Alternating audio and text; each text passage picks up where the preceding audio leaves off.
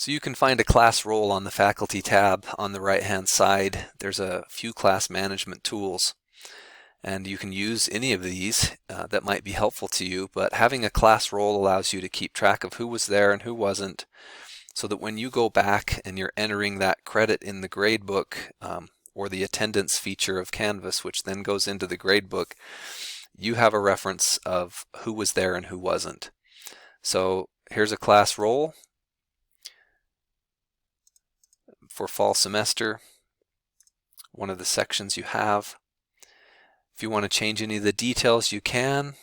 Sometimes this date range isn't the full semester, so you'll need to push it back a few weeks to get all of the dates you need. Then you can download a PDF for printing. And there it is. I'll keep track of my attendance here, then I'll add it into Canvas afterwards. So it's a real nice tool, quickly made.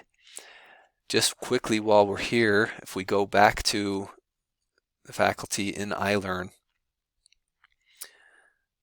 So this is that same section, and under the attendance tool, this is where I'm going to actually keep track of that attendance for points. So from my role, I'll keep track of it there, then I'll come here.